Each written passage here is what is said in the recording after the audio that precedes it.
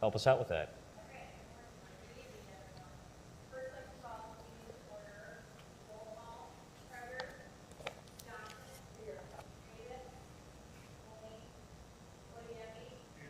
Riggs is here. Sowards? Here. Witten? Here.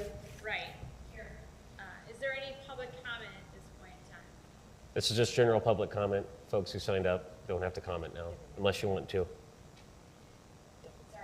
Double tap that person's picture. Yeah. Okay. Next item on the agenda, minutes, approval of the October 6, 2025 meeting minutes. Is there a motion to approve? Motion to approve. Second. Motion by Witten, second by Wright. Any discussion? All those in favor say aye. Aye. Nays? Any nays? No. Motion carries. There's no old business. There's no public hearing scheduled for tonight. The only new business is the community listening session on the proposed urban agriculture ordinance. At this point, I'll turn it over to Tanner. All right, thank you. So welcome everybody. Thank you for being here tonight. This is a listening session on the proposed urban agriculture ordinance.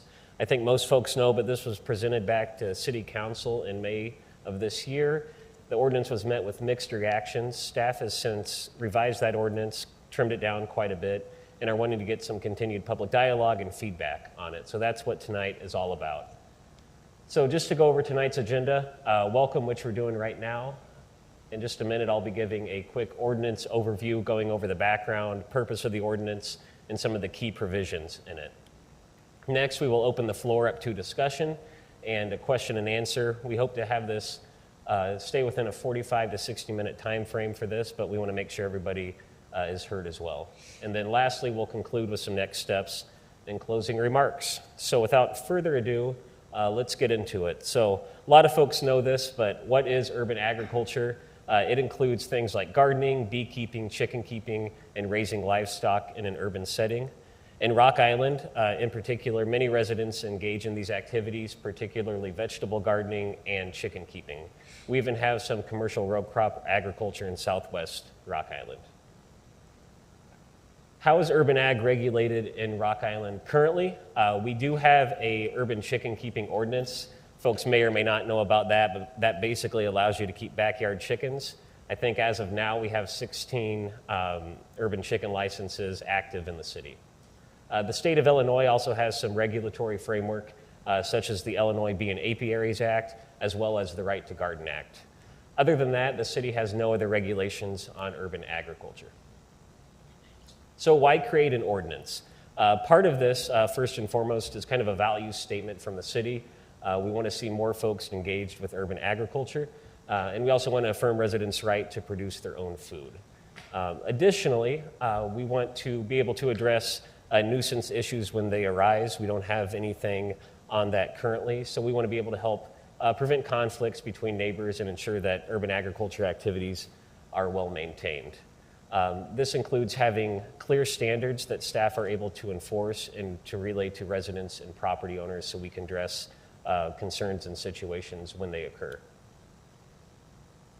So this ordinance will help things like this in the two photos that you see on the screen. These are a couple of gardens that are overrun with weeds or overgrown. They may have rotting crops and vegetables in them. Right now, staff doesn't really have anything to address these types of situations.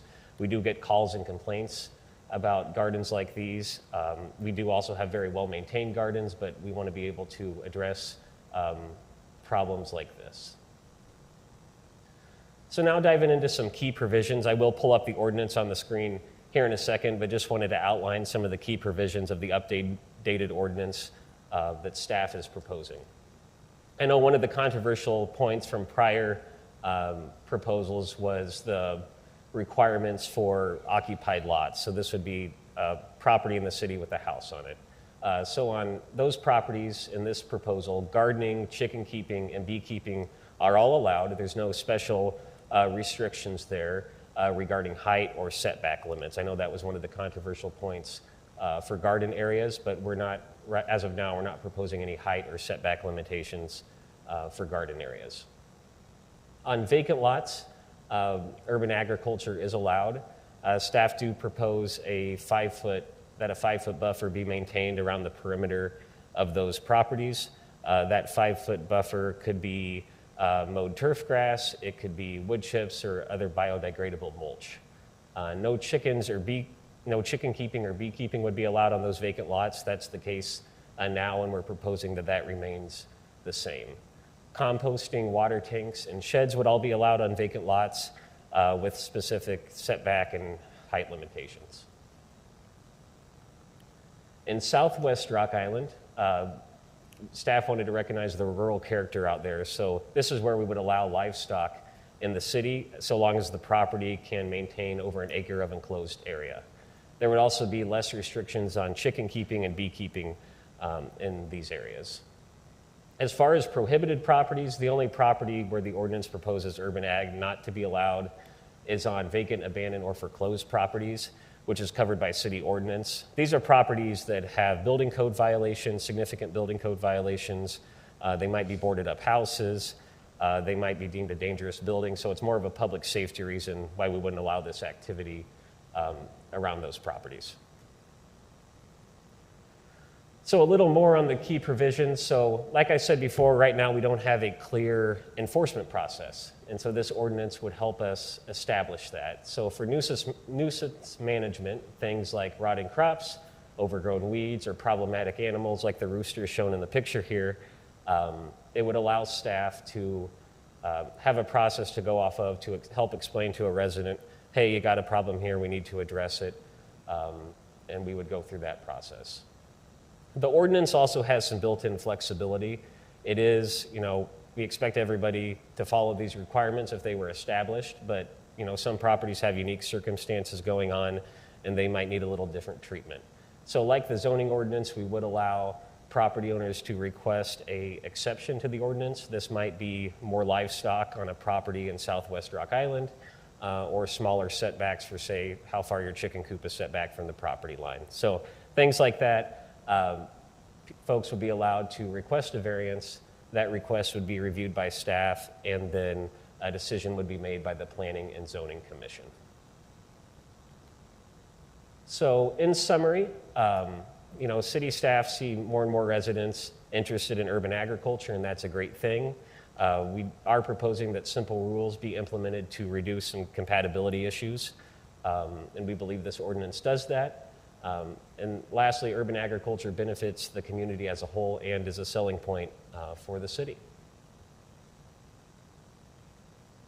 So with that, I'd like to open it up for kind of a Q&A open discussion now. So this is okay to be a back and forth. It doesn't have to follow kind of our regular public comment period. We just ask for a few community rules here. So let's try to keep questions and comments to 1 to 2 minutes.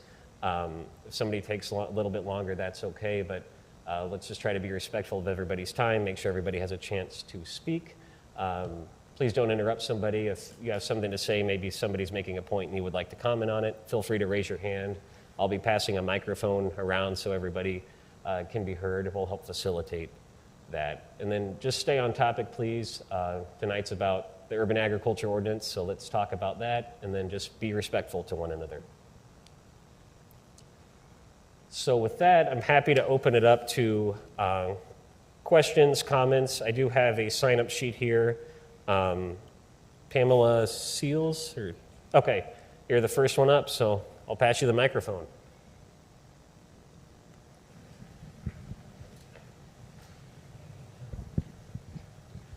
Hello, everyone. My name is Pamela Seals, and I want to start by saying that I am not and will never be against gardening, produce, and a healthy lifestyle. But when is a garden or cornfield considered a property nuisance for a specific community? Number one, overgrowth and neglect. If a garden becomes overgrown with tall weeds, grass, or invasive plants, it can harbor pests, rats, mosquitoes, block sidewalks, driveways, or visibility. As concerns, keep in mind most cities have ordinances that require grass and weeds to stay below a certain height, often 8 to 12 inches. Number two, attracting vermin or insects. Compost piles, standing water, rotten produce, or uncovered garbage can breed mosquitoes, attract rodents or raccoons when that happens. Neighbors may report this as a public health nuisance. Number three, obstructing public spaces or neighboring property, gardens or cornfields that extend beyond property lines, and in the West End community specifically, we have one it's on 12th Street and 18th Avenue. It has a cornfield on the city property, and it blocks sidewalks and can violate. This deals with the right-of-way laws, setback requirements, and HOA or city codes. Number 4, offensive odors or appearance. A garden or a cornfield with strong odors from compost, manure, or decaying plants, or unsightly conditions, which is trash or excessive clutter, may be deemed a visual nuisance under local ordinances or HOA guidelines. Number 5, zoning and use violations. Certain areas have zoning laws regulating front yard vegetable gardens. Number 6, HOA or community covenant violations, requiring gardens or cornfields to be maintained to a specific aesthetic standard, limiting plant height or location, prohibiting front yard gardens. Basically, if your garden is legal, it can still be a nuisance if it causes ongoing unreasonable disturbances to neighborhoods. I would like to conclude by saying that small or large gardens are acceptable, in my opinion, depending on locations and cleanliness. But cornfields that are usually restricted because 1, corn and other tall crops can block sight lines.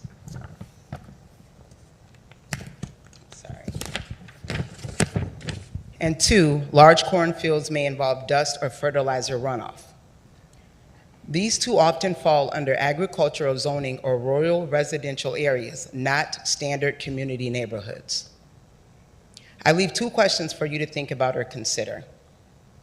If the city has to cut a homeowner's grass because it has gotten too high, they will fine that homeowner. Then why are we accepting and normalizing 10-foot cornfields that are improperly taken care of in the West End community? And 2, out of the entire Quad Cities area, isn't it odd that the West End of Rock Island is the only community that has to address this issue to the extent that we need to address this issue?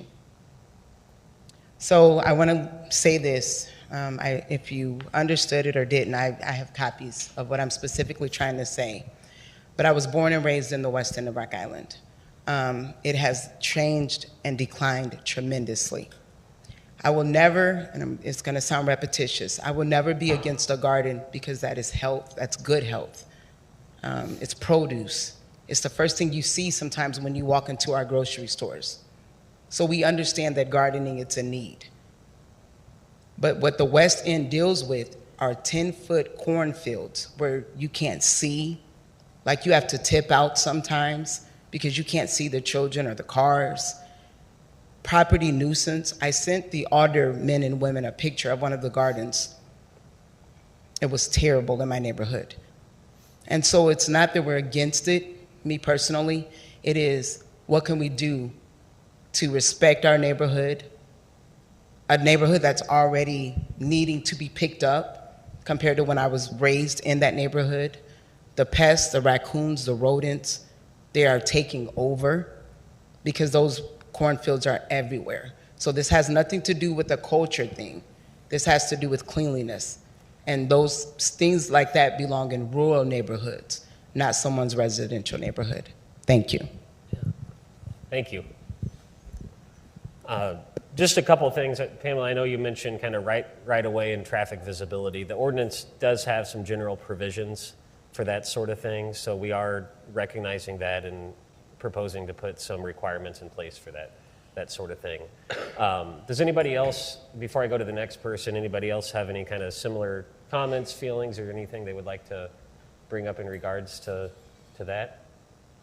I'm just curious. Here, I pass you the mic. I'm just curious, like, I've seen some yards that have corn, and they are well maintained, and so like if they just have like a garden, say as big as this square here, or these chairs, then I don't see like a problem if they're maintaining and caring for it. Sure. But yeah, if they've got like a whole big lot and they're not maintaining it or keeping it clean or keeping stuff picked up, that is an issue. And bigger gardens like that probably do need to be outside of town. I agree with her. Sure. Thank you. Yeah. All right. Sounds good. Moses Robinson, so I'm going to piggyback off of what Ms. Hill says. This has been an ongoing issue for me myself because I am surrounded by a couple of gardens. When they first came on, probably 10 plus years ago, no one knew about them. We didn't know who were planting what. We just seen an influx of people coming in, parking in alleys, parking on your yard sometimes, and then planting, and then leave. There was no communication from the city. There was no communication from the gardeners.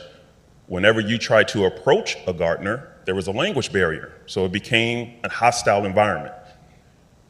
Some people were able to deal with that. With me, I actually talked to them. We had an understanding. But other gardeners, that wasn't the case. It got pretty almost violent because when they block your alley because there's no parking, so they park in the alley for 5 or 6 hours at a time while they're gardening, they don't understand that you need to get in and out. So there's issues that come up. Just the whole fact with, unfortunately, the West End was not the safest place at sometimes when you hear gunshots and you have stolen cars, and people will hide the cars by cornfields because you can't see them.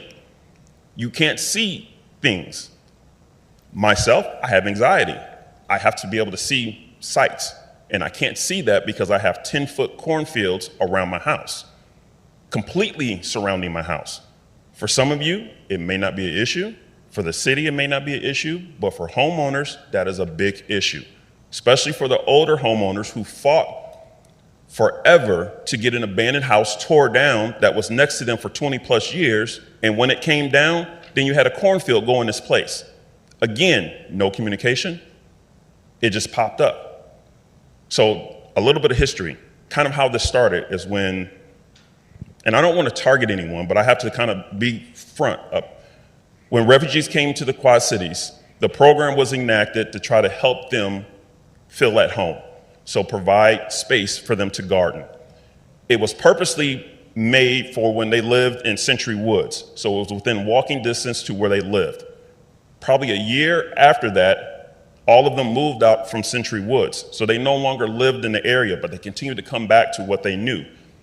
So the rental the lease that was set up by the city, it created an issue that I don't think the city really understood. Because again, we didn't communicate that with the residents. We didn't communicate that with the gardeners. It just happened. So now we don't have the community garden program anymore. So the management is gone.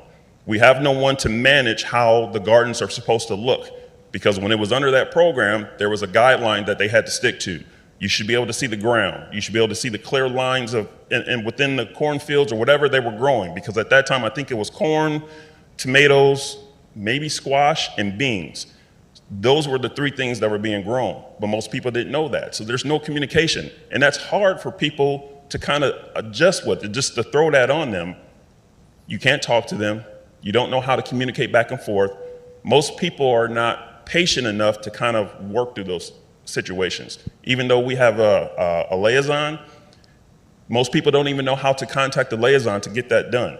So there's a lot of different issues that are just brought up from this. And again, I agree with Pam. I don't hate gardens. I have to be selfish at this point. I want to be able to have clear sights in my neighborhood. I had to hire pest patrol because there's rodents, there's rats, there's snakes, there's raccoons, there's coyote. And I know those are things that you typically see on the outskirts of Rock Island. Fine. I live in the city. I shouldn't see that. I shouldn't see foxes that are hunting the mice and everything else that are in these cornfields. At the end of the growing season, it's not cleaned up. They cut off what they grow or what they harvest, and then it's left there. If they do tear out from the beans, whatever, there's a pile. I just drove by 10 lots before I came here.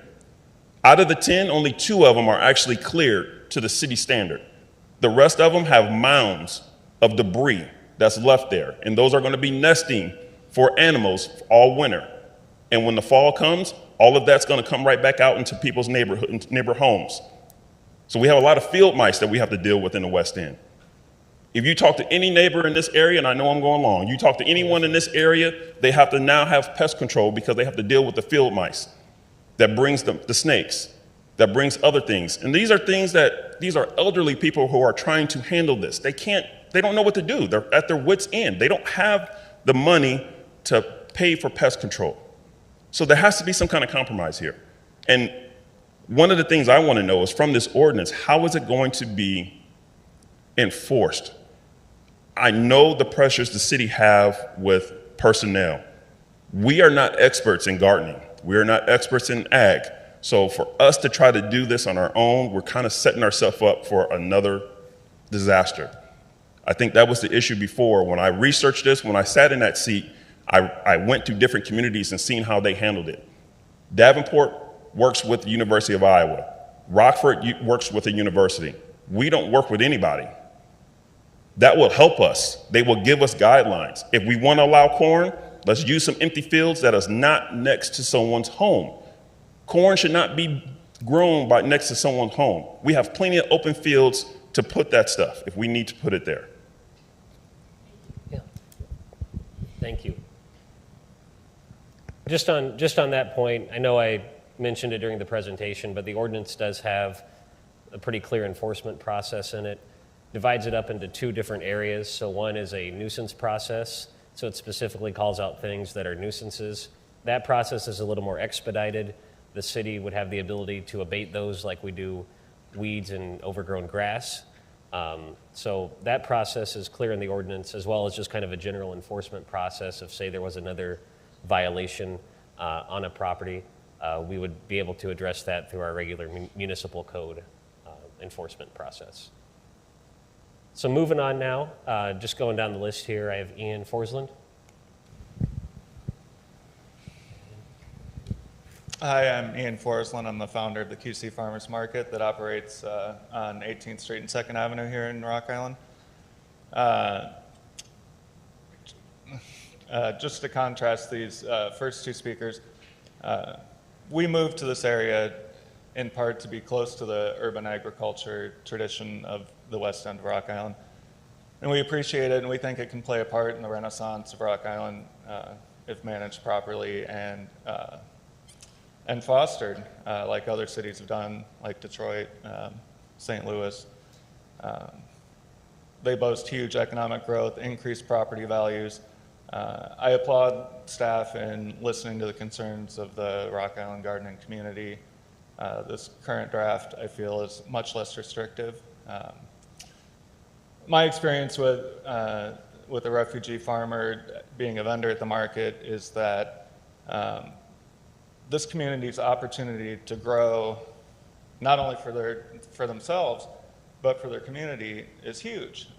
The things that they grow, the farmer that I know in particular, you can't buy at a grocery store. Customers literally drive down from Rockford and fill their cars with African eggplants and African spinach. That's their cultural food. So that's important for supporting this. My concerns remaining with the ordinance draft as written, I have questions with the season extension. I don't know that it's been thought out from somebody with experience. I'm not only a farmers market organizer, but I've been a grower for 18 years. And small infrastructure like low tunnels, caterpillar tunnels, high tunnels are useful not only in 4 weeks in April and 4 weeks in October. In light of climate change, if we have season extending lettuce, spinach, arugula, greens, onions in the hoop house in May or June, and then we get those 100-degree days, we can throw a shade cloth on it and save that crop and harvest it for another 4 to 6 weeks because we avoided that heat spell. Farmers also grow warm season crops all summer long, tomatoes, peppers, and you can really squeeze a ton of value per square foot out of gardening that's done inside a hoop house with shade cloth or plastic for warming. Also, for low tunnels in the summer, you can use, for chemical-free gardening, you can use insect netting to keep moths and worms off of cabbage and kale and collards and eggplants, all that manner of stuff. So I'd like to see some thought put into that. And similar to these other speakers, concerning the language barrier, I think it's important that these drafts be translated and the final be translated and conveyed to the populations that it's affecting right now. Is that everything that I thought? Thank you. Yeah, thank you. Hannah, would you like to follow up on anything there? Did that cover most of your points? Okay. Yeah, as far as the season extending structures, one of the concerns, just so you know, one of the concerns we're trying to address there is that we have a few in the city that are kind of falling apart. They're meant to be a little more temporary, especially the plastic sheeting. So just kind of addressing those situations where one might be blowing in the wind and might cause debris to go places. So, yeah, sure. I think that's something, that'd be a good thing to have continued dialogue on, for sure. Or just to address that they are well maintained. Mm-hmm. Because having them throughout the year, like before and after those closing periods, is really important that you're going to get down to that. So we want to do that through winter, and it might also. For example, like I said, I've been a gardener for 18 years, and for 12 to 15 of those, we grew 12 months. We harvested every week for 12 years straight. Mm-hmm. We harvested hardy greens every single week in December, January, February, and like hundreds and hundreds of dollars every week from very minimal square footage. And from an unsightly, a nuisance point of view, a well-maintained house, it puts it outside a little more maybe, and it looks like successful infrastructure. Every time we put up a new building, we're like, we're more legit. Sure. Thanks for that. Yeah. Is this being video? It is, yes. I need everybody to use a mic, please. Yeah, can do that. Isaac, did you have something? Can I ask a question real quick? I just want to ask Yeah. one question. Do we have a record, or how can I put this? For the community gardens in the West End, Sure. do we know if those residents live within the West End? We don't have record of that, no. Okay. So we don't know if somebody, has a vacant lot garden in the West End. And, I mean, some folks we do know just because we know the people, right? Okay. But we did have, most of when we had the garden program, a good chunk of those gardeners were West End residents. Some were not, though. It's Out of the 25 that we had, only 2 lived in the area. All the rest of them live some of them even live outside of the city of Rock Island. So I understand they're going to the farmer's market and they're selling produce. Sure. But that, again, is another underlying issue for West End residents. We have people coming from outside the West End causing these issues in the West End, and they don't even live there. They're not even paying taxes in that area. Yeah. Isaac? Good evening, everybody. My name is Isaac Carr. I am a former refugee from Liberia. I am the Citizenship Director for QC Air, the Quad Cities Alliance for Immigrant and Refugee. I want to speak and be the voice of all of the immigrant and refugee who move in this area. 20 years ago, I arrived in this place where I today call my home. You may not understand how it feels to be a refugee, and you may not know how it feels to be a migrant. We may not understand how it feels to be separated from home that you can never go back to. And a lot of you also understood that, and a lot of you were able to embrace us. It is hard to say. I just came from another meeting, and that's why I'm 25 minutes late. Every day, I want to thank our former aldermen and all of you who continue to work in the best interest and collaborating with immigrant and refugees in the area. Every country is not the same. The way the Iraqi, Iranian, Syrian, Turkish lives is not how the people from North Africa, West Africa, even though we may all be called African, but we all live in separate culture. And so, one thing that we bring to this community, not only hard work, dignity, and value, we also bring some rich diversity. It is our responsibility, including myself. That's why we have the different community organizations. It could be the West End Revitalization. It could be the King Center Organization. It could be West End Neighborhood. We can get together and see what is going wrong, how we can work with people who did not know, and we can help them. In some countries in West Africa versus North, if you were stopped by a police officer, you have to walk out of your vehicle to that police officer. In the United States, if I am stopped by a police officer, I have to remain still in my vehicle and wait for that police officer. So please, guys, some of us have been here 20 years. We work with every class of humanity. And it is our responsibility to shift the destiny of something that is going wrong. We work with school districts. We work with community structure. We work with government entity.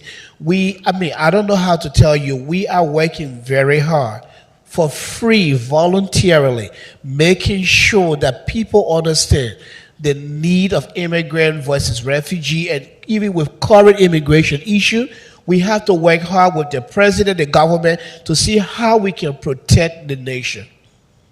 So please, if these immigrants and the refugee are causing problems in our neighborhood, we can do it together. Contact Requested is a line for immigrant and refugee. Contact World Relief. Contact Tapestry Farm.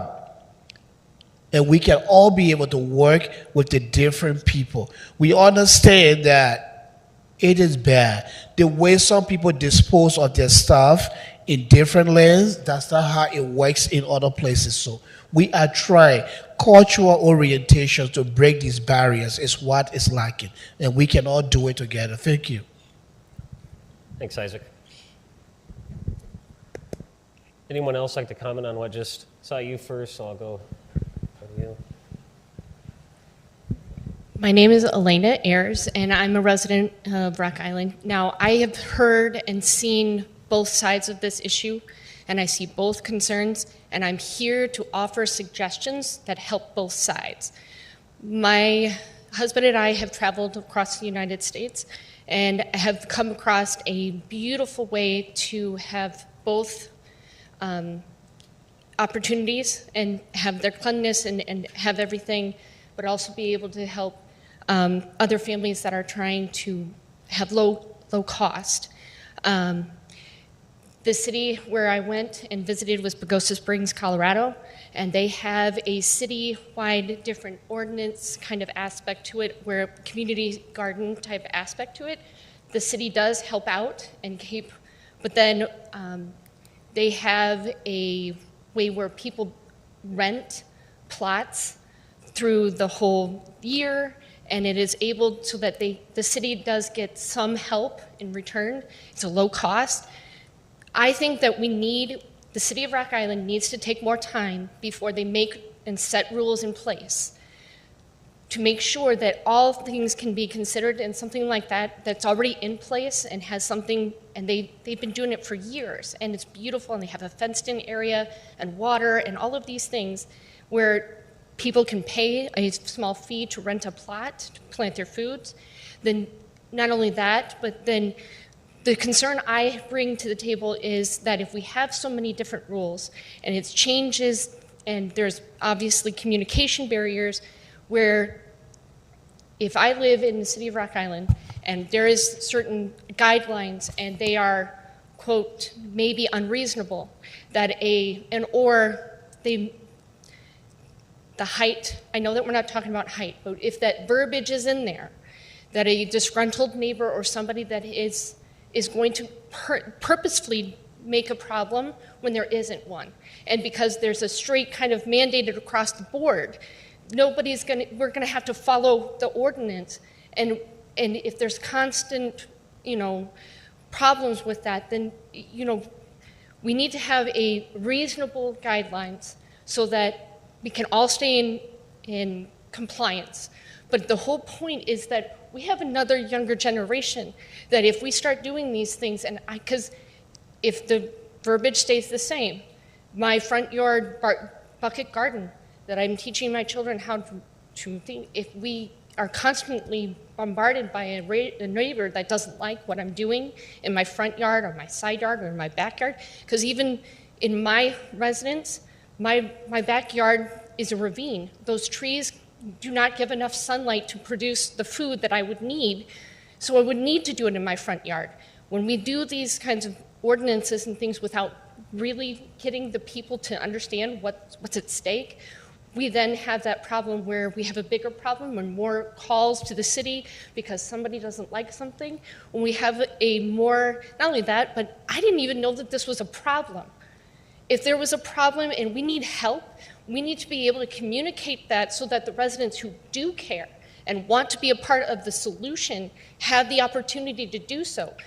I did not know that this was a serious issue until I saw it on the Facebook page.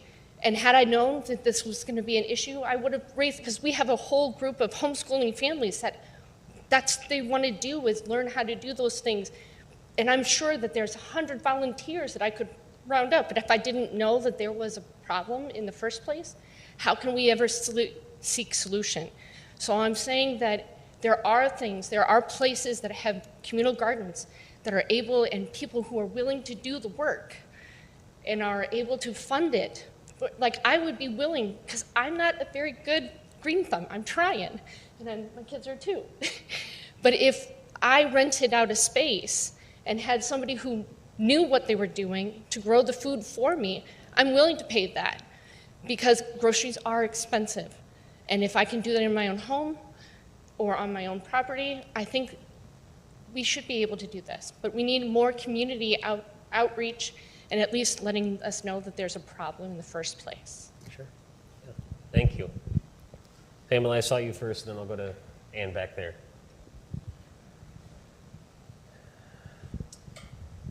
So I'm going to quickly piggyback and respond to all three of you. I 100% agree.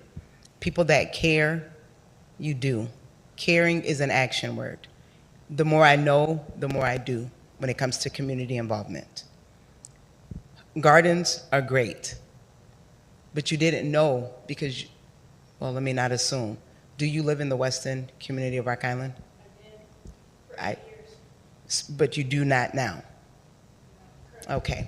So the only way that you will know what the western community deals with the cornfields and some of the gardens, and it's not all of them. It's not all of them. It's majority. And we are dealing with a lot, because they are not taken care of at all. And young sir in the front seat, farmer's market, I love it. I've been trying to get my sister to go every week with me. I'll get her down there one of these summers every weekend. And that's a beautiful thing, because produce is what helped me when I was walking in that cancer unit for 9.5 months in 2019. I didn't want to go the other route. So I put myself on a strict kale, tea, plants, vegetables, 9.5 months. I'm teeny, and I still lost 15 pounds, but I'm still here today. So never would I be against gardens, produce, but do you notice that the farmer's market and where it is compared to the gardens and the West End community cornfields? So the farmer's market is a beautiful thing, but do you think that the city, and I'm going to ask this rhetorical question, I have my own answer, okay? So I'm calling it a rhetorical question. I personally do not believe that the city would have taken farmer's market and put it in the West End community and taken the cornfields and the gardens that we have to see daily and put them downtown. That's why they're not on top of the hill. because they're not going to allow it. So the things that we deal with in our community, it is totally going to be different if they're allowing people to buy the empty lots. Why did the west end of Rock Island, and off topic, I'm gonna jump real quick. That's okay. When I was born and raised there, we had Harshenbergers, Zayres. Franklin Field was not a big empty field, it was a school. We had Ponderosa, a bowling alley on 11th Street. Now we have 3 dollar stores and a bunch of chicken shacks and liquor gas stations. How did we get so many empty lots? Because the money wasn't invested into that community. So on top of the hill is not gonna have empty lots because they're steadily building.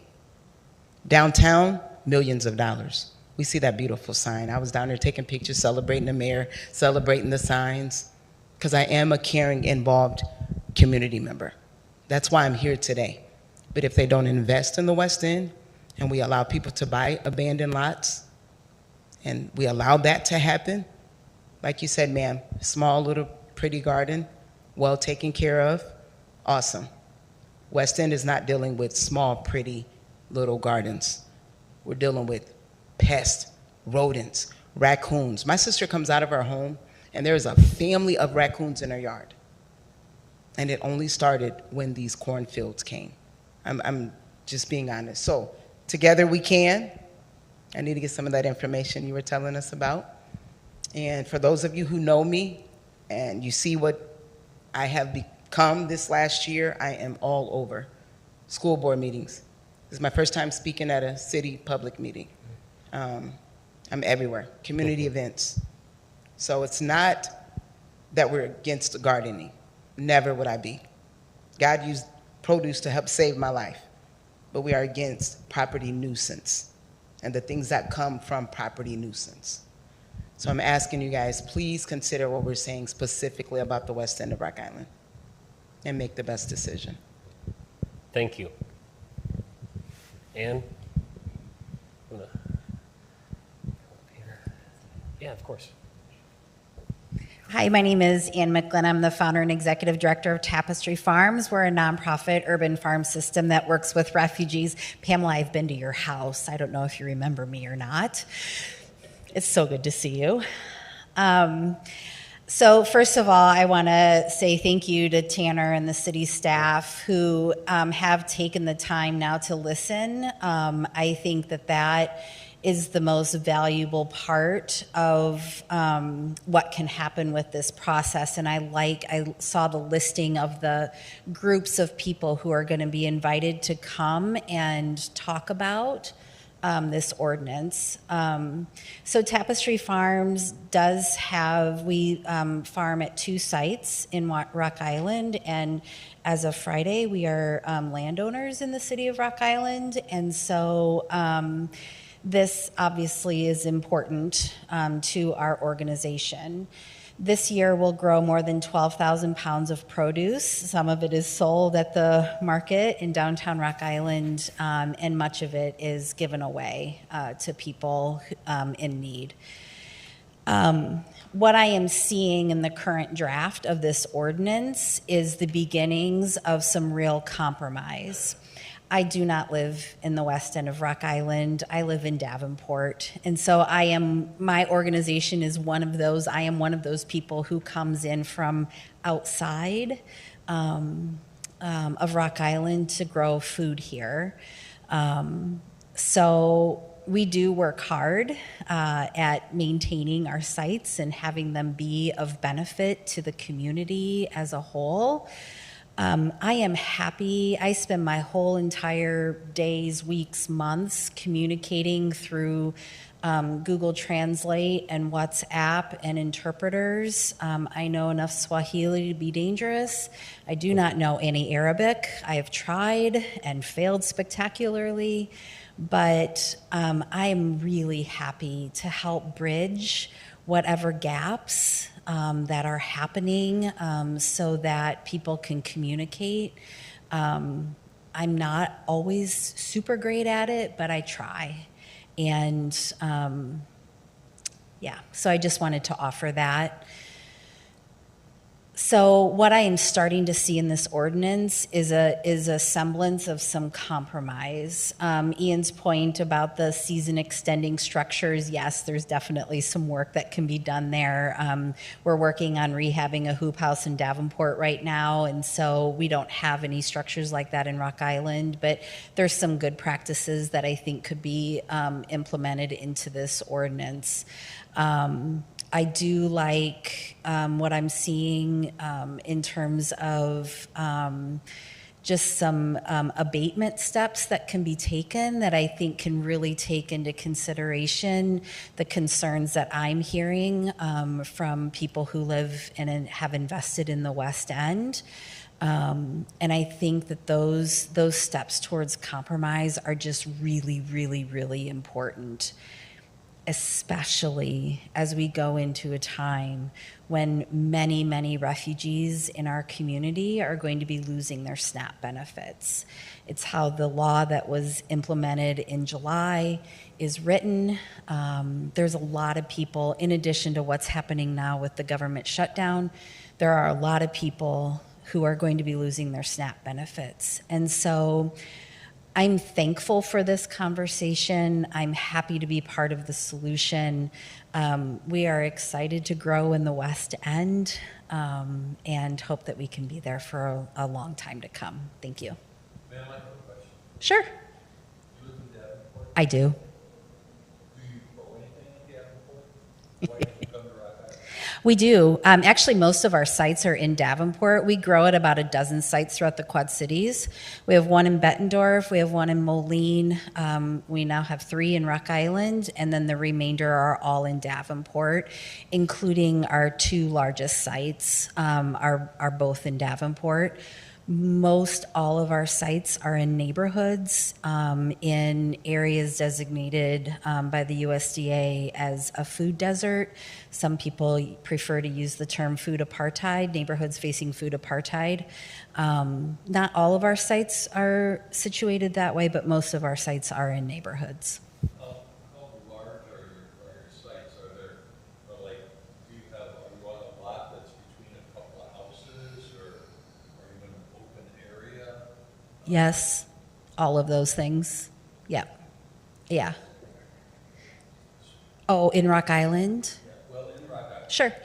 In Rock Island, there are 8 raised beds that are on property owned by Skip Along across the street to the south of Century Woods. That's one of our sites in Rock Island.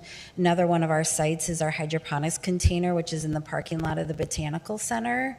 That runs year round. It's indoors, but that's a second site.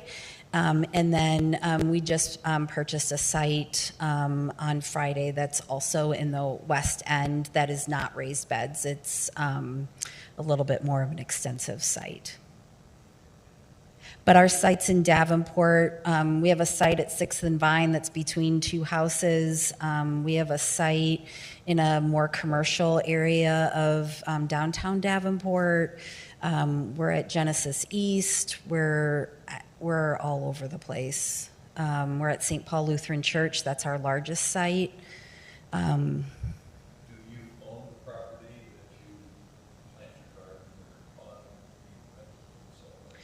or on? 11 of the 12 we rent from other people. So we have MOUs or leases. Most of the leases are for no money or $1. So we don't pay the landowners for use of their land. So it's churches, municipalities, other nonprofits that maybe started a garden and couldn't keep it going as they wanted to and asked us to come and take over. So the properties that you're on, you say are nonprofits, like go up to a church or an organization, Yep. don't pay taxes? Not all, but most. These properties were vacant lots that were torn down and then purchased the land? Not purchase, but lease. And so, like our lot at 6th and Vine, for example, a house was torn down many, many years ago. and a garden was started there. And then the people who tended that garden, they became elderly and couldn't tend to it anymore. And so we now garden most of that plot, not all of it, but most of it. Each plot has a different story to it. The skip-along raised beds were built so the childcare there, the kids could participate in gardening. So yes, they still are welcome to participate, but Tapestry Farms is who grows food there now. So the owners of this property have no plans to build a home there, just to clarify? Correct. You grow corn? Do you want to hear my corn story? So my dad is a farmer in Clinton County, up by DeWitt, and I insisted that I could grow sweet corn in the city limits of Davenport. So I did, and failed spectacularly. So I do not grow corn anymore. We do grow African eggplant, which gets pretty tall. We didn't grow any this year, but so we grow African eggplant, tomatoes, peppers, potatoes, the things that people grow, cabbages. Yep. Can everyone keep in mind that when we talk about the west end of our island, we are talking about specifically 7th Avenue to 18th Avenue. So what's that about? That many avenues. And from 5th Street to, I'd say, about 15th Street. So we've got barely 10 streets, and we've got barely 10 avenues. So for that many cornfields and gardens to be in that small western community, it's like a takeover. It was more than that. Originally, it was 25. There was 25 community gardens that had corn, sanctioned by the city. There were probably another 20 or more that was just popped up anyway, that were not sanctioned by the city. So we had over 50 gardens in a small residential area where they couldn't find any more of the city lots, so they will just pop up anywhere in a vacant yard and start growing. And when you think about Davenport, it's a larger city.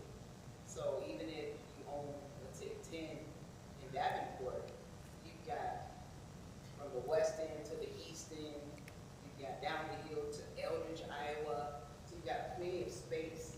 So it's not going to be as much of a property nuisance that you can even compare to the west end of our island.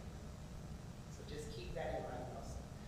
So would the solution potentially be to restrict density of where these gardens are so that they're not as concentrated in neighborhoods like yours?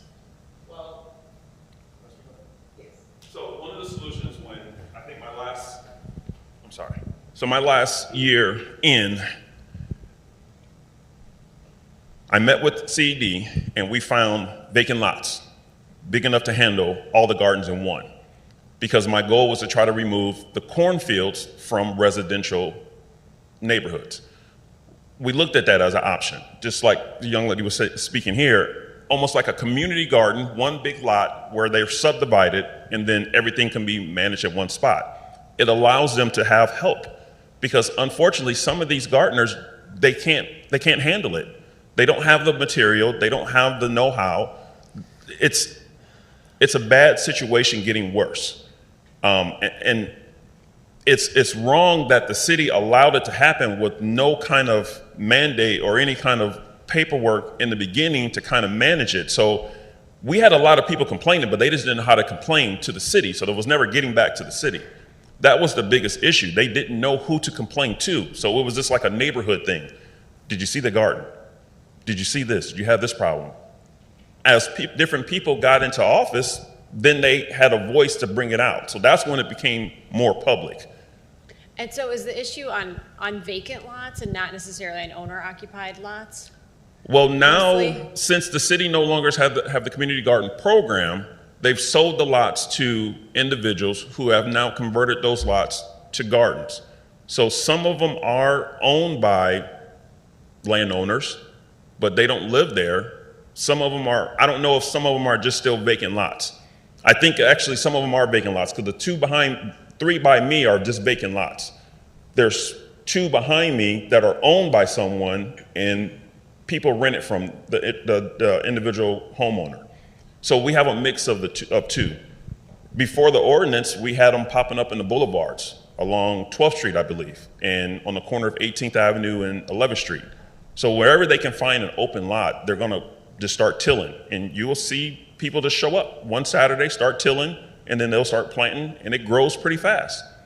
So, I mean, I try to help with providing those options. Hey, let's just put it in one area so it's one away from the residents. And it's the corn.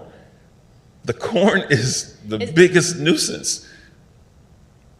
So if corn was prohibited, would that solve the problem? That would be a wonderful compromise. I know that's not the solving, but If the corn was prohibited, eliminated. if growing corn was prohibited? Maybe on residential. I think the problem is the setbacks for the corn. Because I don't know if there's, there's pretty vague language in here about the setbacks for corn, or for any kind of planting. I think it's just 5 feet, isn't it? It's just a 5-foot buffer around the perimeter of the property. So that would basically, on a vacant lot that has a garden on it, you would basically maintain a 5-foot mowed turf grass buffer. It could be mulch or wood chips, that sort of thing. So it's not specific to like a type of plant. And that 5-foot buffer is only on vacant lots, right, Tanner? Not Correct. with structure. Okay. That's what we There's a propose. structure on it, would it be 5? It would be 5 feet. If it's a structure, you can go all the way to the edge. We have different setback requirements for like a little shed on the property, that sort of thing. But typically for like accessory structures, it's 3 feet from the property line or 6 feet from an alleyway. I want to say, I think the initial ordinance stated a 4-foot tall plant to handle corn. But then when they heard the outcry from other people feeling that they were attacking the bucket and gardens and stuff like that, that's why it changed. But originally, I think that's where the 4-foot restriction came from, is to handle the corn. Because most corn is at least 6 to 8 foot or maybe 10 foot tall. Yeah. And now that restriction came out of the ordinance. Yeah. Good evening, everyone. I really tried to just come in here and just listen because I am the alderman that actually is trying to address this. We needed the conversation is really what's going on. We needed to bring everybody into the room to get everyone to understand that this is out of control. And it is. To have people from each and every one of these different agencies here, we need.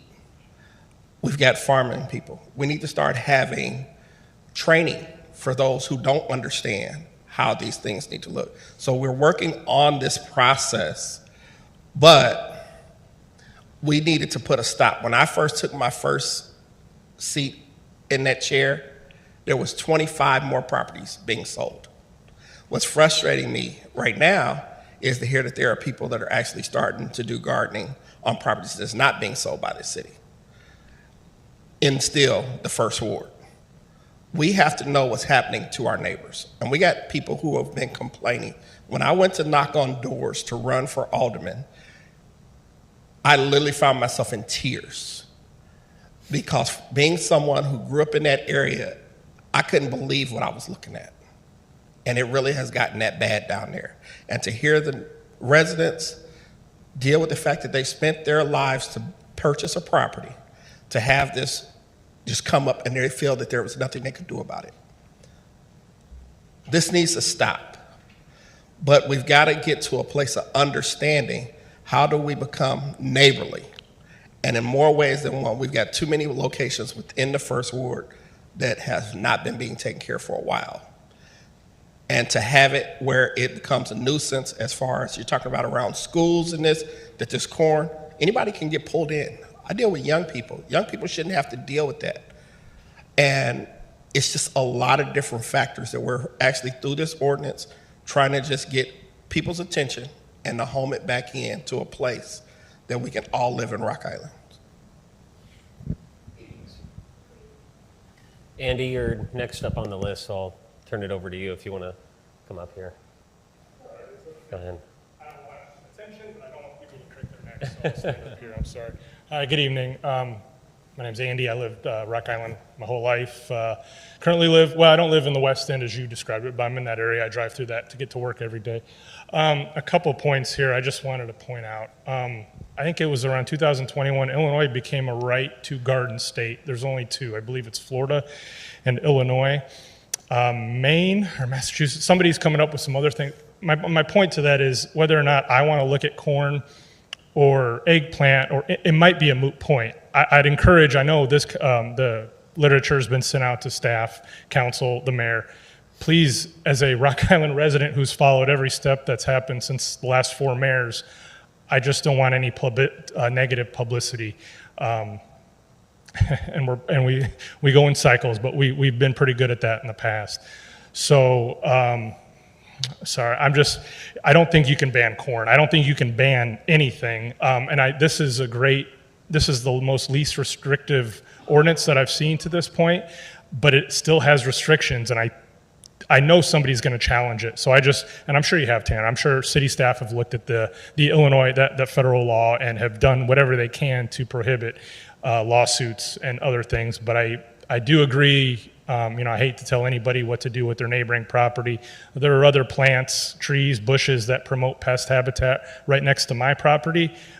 I'm not looking to get rid of them, but you're targeting a certain, like I said, corn. I might not want to look at corn either, but I think it's a moot point. I don't think you can ban corn or control it or whatever.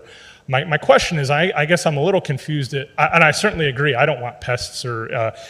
Is there something we could put in our nuisance ordinance to include rotting fruit, vegetables, any rotting food, open water containers? There was another one I was thinking of that I couldn't. Overgrowth, pest habitat. If there's something that we could define as pest habitat and just include it in an already existing ordinance, that would only take a couple weeks to get done, and then we might have a little bit of teeth to go out and work with folks. And I think the conversation has brought about a lot of good ideas. I know that Augustana had, Augie Acres, and there's some local, even outside of Rock Island, that there are groups that would probably be willing to come in and help maintain these gardens to acceptable standards by most, as far as right-of-way, I know there are already rules on the books to promote, you can't block visibility, car line, you can't block traffic or visibility, you can't block sidewalks. I just think there are a lot of rules in place, and we're this close, but I think there's just something that needs to be included to decrease the pest aspect to this. I know if I don't weld my garbage cans shut tight every night, I get a bunch of raccoons every single night. I don't have a garden. I'm not saying these haven't increased the amount, but pests are everywhere. And I do understand the issue of long life West End Rock Island residents, and I've always enjoyed those conversations with those residents in my time here. And it's not an easy issue, and I know you got your work cut out for you here in Rock Island, but that's all. I just want to make sure I pointed out that federal law, Illinois is a right to garden state, and I just don't want us to get in trouble or be on the news or cost us a small fortune in legal fees at one point. But I believe that's been discussed. I'm hoping, Tanner. Sure, I think that's all I have for now. So. It has been discussed that we're dealing with state, federal, and statutes. So. Thank you. Yep. So the state statute that Andy referenced there is the State of Illinois Garden Act. Staff, the city attorney have taken a look at that and believe the ordinance is legally defensible underneath that act. So I can send that link with that statute to commissioners just so you're aware of that. The last person I have on the list here is Penny Gillett. Would you like to, a few more comments? So, I don't know, we moved here several years ago from another state, and we didn't have these marvelous gardens, and the water that just comes from the heavens that allows my tomato plants to be 4 feet high is amazing. If we're talking about gardens and you look at the Tapestry Farm and some of these others, it's like going to where somebody has grow boxes and everything's really maintained and gorgeous, and you can go, you can take it take a tour of, look, here's how to grow this plant. But it sounds like what we need is like maybe some university backup to come help with the community, And the gentleman here that has, that can help with the language things, we need to have that. I think it would be helpful to maybe have a fee or some kind of thing to have a garden on a lot. It doesn't have to be, if it's $25 a year, something, because then they're having to sign some kind of contract that they'll maintain it. Then at the end of the year, they're taught to take all the rubbish or the leftover corn stalks or whatever it is and put it out here for the garbage man, or however that works with the recycle of the green waste. I just think there's a way to do this where people can be taught, and a lot of people just haven't been taught what it is that they need to do to maintain it. Because I've also seen several people in my neighborhood, and I live kind of near 12th and 12th, and they have their gardens always maintained. They always clean it up, take care of it and everything. And so I think it's just a training thing. I think there's a lot of it that if the people are taught, and if there's accountability and responsibility, that maybe they could still have some cornfields in town, which it doesn't sound like that's preferable, but if maybe they can also be taught to grow other things that are needed or wanted for the community. Because what if nobody's growing red peppers or green peppers or something? What if there's something that they could still have a bit of livelihood, but it's just a training issue? So I think if we contact the universities or the agricultural groups to come in and help train, and then also the organizations that work with the refugees or immigrants, that they can come and help explain to them what the rules are, and here's what you have to do, and at the end of the day, you got to clean up any litter. If somebody threw a beer can, people freaking throw beer cans in my yard at least once a week, if not 4 times a week. And I have to go out and pick up my yard because I have plants in my yard, and some of the stuff blows in and some of it. But I think we can really just do a thing where if you're gonna use the lot, you pay a $25 fee a year or something. And then you've signed a contract that you're gonna maintain it, and then if you don't maintain it, then there's some kind of fine or something that can be done, or somebody can be contacted. And then maybe if they're from out of town, maybe they pay $50 or something because they're coming and doing that. I don't know. But I think I understand what these guys are saying. You can't just have it crazy and the raccoons and everything running and not cleaning up and all that. But if you have something more like the Tapestry Farms and those kind of things that are beautiful gardens that you could take your kids to or your grandkids to and show them how to grow the garlic, because I heard somebody's been growing garlic like insane this last week. Please, I think we can come together. I think we just need to get more of the people that can help explain to the people that are growing the gardens what the rules are. I just think that's what we could do. Sure. And to add to that, Yeah. when we were talking about the lots, and you were asking, correct me if I'm wrong, on what would be a solution. Not really a solution, but just something to think about. When you get on 11th Street in Rock Island, that is state-owned. So that's the only street that is state-owned. And they just gave $27 million to fix from 31st Avenue to Black Hawk Road. Well, Walmart never came. So we have this big empty lot down there. Let's put some cornfields and gardens down there. And then the city can teach everyone how to garden and how to maintain cornfields. And like you said, you came 20 plus years ago and you did not speak English. Did you know anything about the west end of Rock Island, Illinois? Okay, so just in case there were some that did not, handpick the west end of Rock Island, Illinois, and were just placed in Rock Island, Illinois, given that large lump sum of money, the availability to buy the lots. So let's just consider, we have a huge field open down on 11th Street. That could be a consideration because our blocks and our avenues are too small to continue to allow all that to just continue to take place. I called the city this summer for 2 houses to be demolished, totally on fire. Rubbish is still blowing out the windows.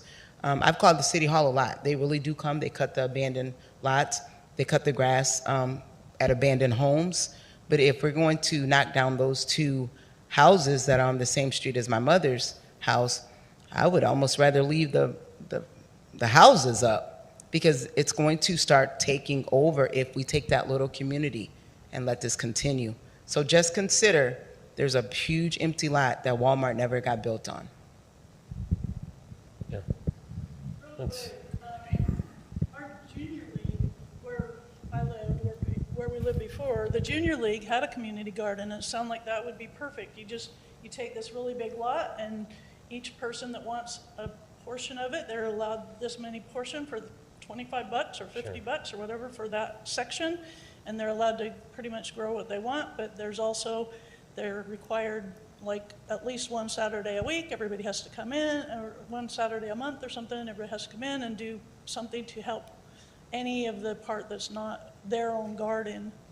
So there's that kind of thing. If you did a big community garden, you could do a little bit of money to offset it, but then you could maybe get the corn out of everybody's yards.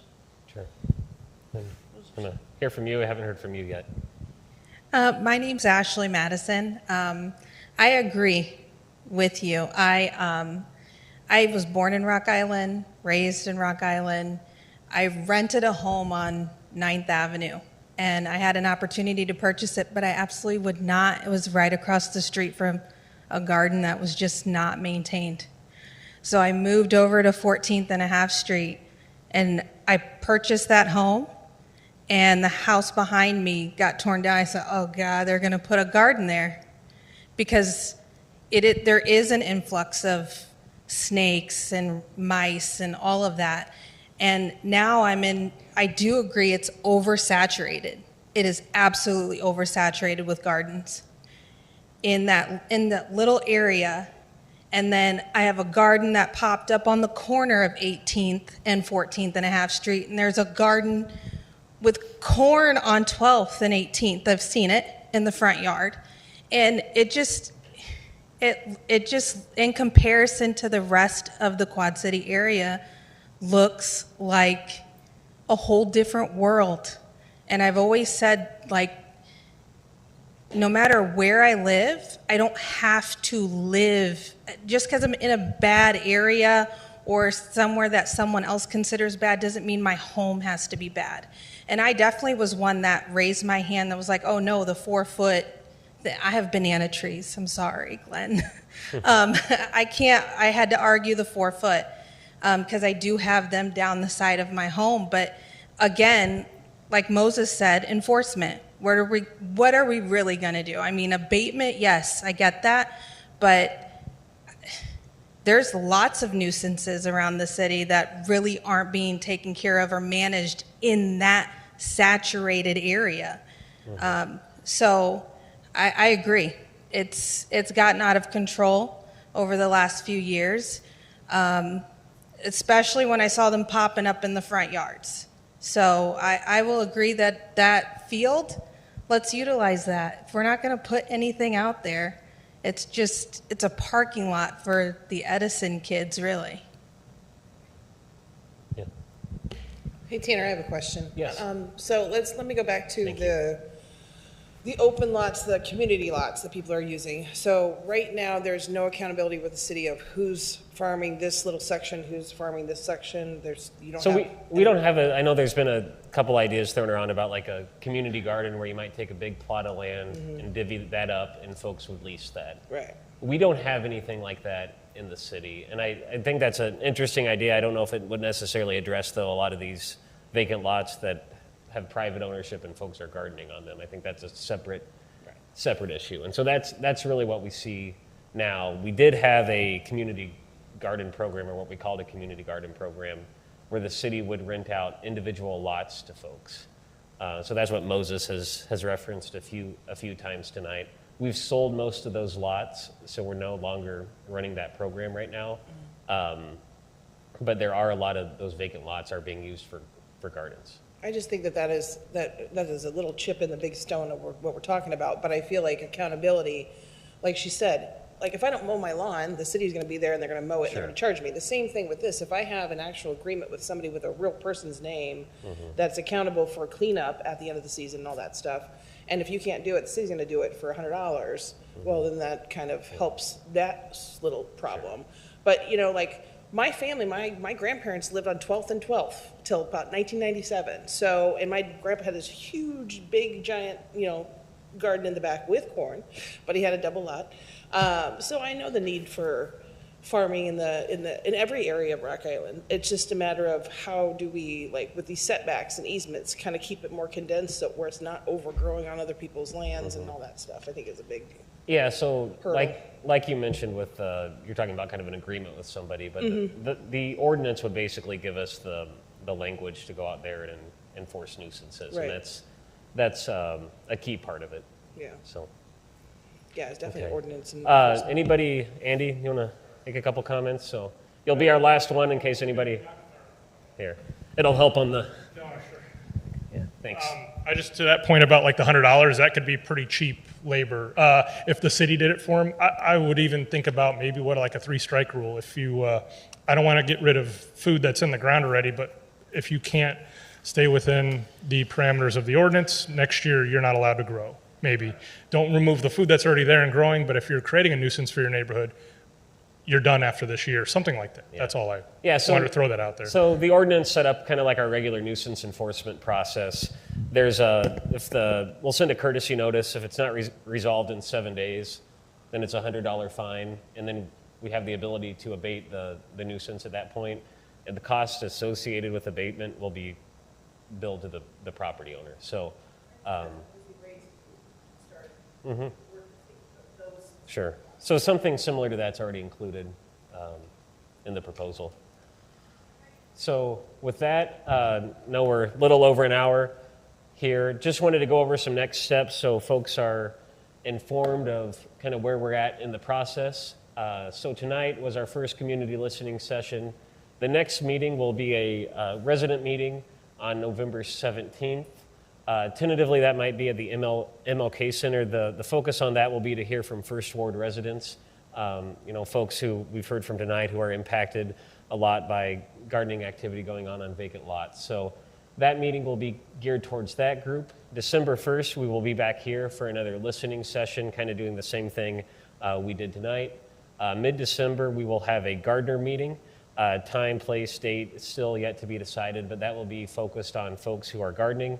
We'll be working with our cultural liaison to get some folks here who are gardening in the West End to be able to talk with them. But that will be focused on gardeners. January 5th is when the ordinance is slated to go back to the Planning and Zoning Commission. So that will be a regular meeting of the commission. They will review that ordinance, make a recommendation to City Council that night. Public comments are welcome at that meeting, but it won't be the same kind of back and forth format as we had here tonight, just so folks are aware. And then January 12th is when it's slated to go to City Council. So we'll be incorporating your feedback throughout this process. We'll provide a summary of tonight to the City Council just so they're aware of everything. And then the Planning and Zoning Commission is, of course, here. So I just wanted to let folks know we do have a webpage on the Urban Ag Ordinance in case you haven't heard. It's www.rigov.org/urbanag. Follow along there or the city's Facebook page for updates. It lays out that process, that table that I had on the previous slide. So that information is all there. There's also an online comment form on the website. So basically you can submit an anonymous comment. You can put your email address if you would like a follow-up.